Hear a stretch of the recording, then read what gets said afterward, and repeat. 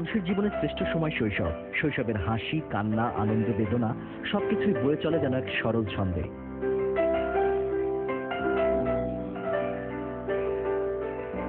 তাই তরুণ শিল্পী শ্রাবণ তার প্রথম প্রদর্শনীর বিষয়বস্তু হিসেবে বেছে নিয়েছেন প্রিয় শৈশবকেই। 8 বছর ধরে তোলা ছবিগুলো নিয়ে এই আলোকচিত্র প্রদর্শনী বিহাইন্ড দ্য ড্রিম। যে চাইল্ডিশ ভাবগুলা, চাইল্ডিশ এক্সপ্রেশনসগুলা দেয়, এগুলো আসলে তারা ন্যাচারালি দেয়। এগুলো আসলে আমাকে অনেক বেশি আকর্ষণ করেছে। বিকেলে যৌথভাবে প্রদর্শনীর উদ্বোধন করেন শিক্ষাবিদ ডক্টর আনিসুজ্জামান এবং চ্যানেল আইয়ের পরিচালক ও বার্তা প্রধান শাইখ সিরাজ। আমার মনে হয় যে জীবনের একটি বিশেষ পর্বকে এই প্রদর্শনীতে এসে তুলে ধরার চেষ্টা করেছে।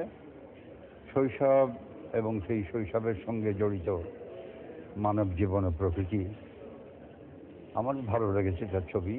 প্রদর্শনীতে স্থান পেয়েছে 35টি আলোকচিত্র। Media partner Channel i. আজ চলবে 19 জুন পর্যন্ত।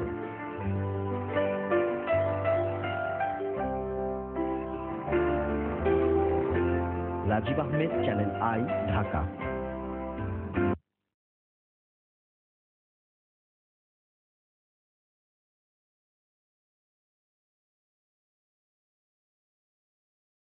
আলিয়াস ফাসিজি অন্য গ্যালারিতে শেষ হয়েছে শ্রাবণের প্রথম একক আলোকচিত্র প্রদর্শনী।